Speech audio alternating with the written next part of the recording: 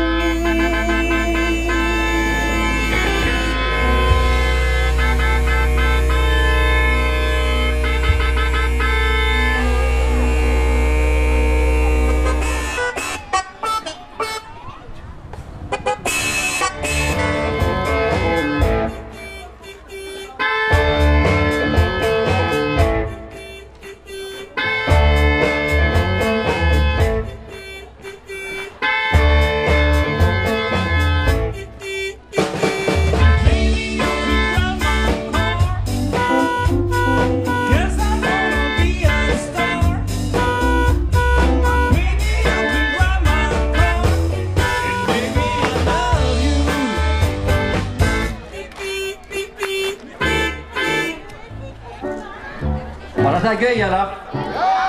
Ja. Det er ikke bare biler som kan sitte ut. Ok! Så er det lang.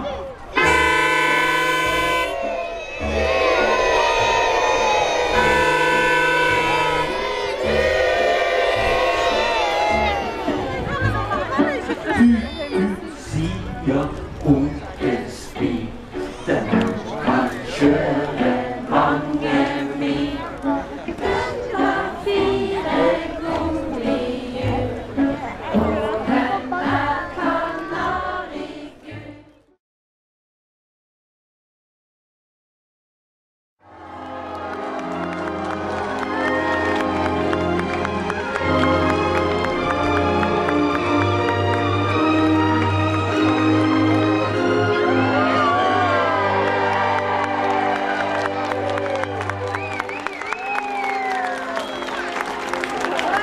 Ja, flott. Det er de gøyeste jobbene jeg noen gang har gjort. Kjempegøy å se at alle kommer, og at det blir et sånt landemerke for Fyllingsdalen. Tusen takk.